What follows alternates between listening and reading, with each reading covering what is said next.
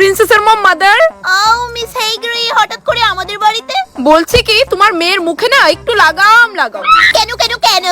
হাজবেন্ডকে নিয়ে বাইকে করে বাজারে যাচ্ছিলাম, তোমার সেই মেয়ে তার পাশে দু বান্ধবীকে নিয়ে জানো আমাকে বুড়ুর বউ বলে খিল্লি উড়াচ্ছিল। অমনি বলে দিলে হয়ে গেল। আমার প্রিন্সেস মোটেও তোমাকে বুড়ো বউ বলে না, ও তোমাকে টাকলার বউ বলে। তা আপনি ওকে কিছু বলেন টলেন না নাকি? ও আপনার সামনে আমাকে নিয়ে এরকম মন্তব্য করে কিভাবে? মুখ দিয়ে বললেই তো হলো না যে প্রিন্সেস এরম বলেছে, কোনো প্রুফ আছে? ইভেন প্রিন্সেস যদি নিজে এসে বলে তাও আমি বিশ্বাস করব না। হ্যাঁ হ্যাঁ চড়াও মেয়েকে, আরো মাথায় চড়াও। হ্যাঁ হ্যাঁ প্লিজ গো, আমার মেয়ে আমি বুঝে নেব। মাম্মা কেউ কি আমার নামে এসে চুগলি করছে? না সোনা মা, কেউ আসেনি। তুমি তাড়াতাড়ি স্নানটা সেরে আসো, দেখো মামামের হাত কাঁপছে তোমাকে খাইয়ে দেওয়ার জন্য। আরে কিচ্ছু না, ওই তো কারেন্ট নাই দেখে হেয়ার ড্রায়ার দিয়ে বাতাস খাইতাছিলাম। হে রে লতিকার মা। আচ্ছা কইতাছে, আমি একটু পরে ফোন করতাছি, রাখো।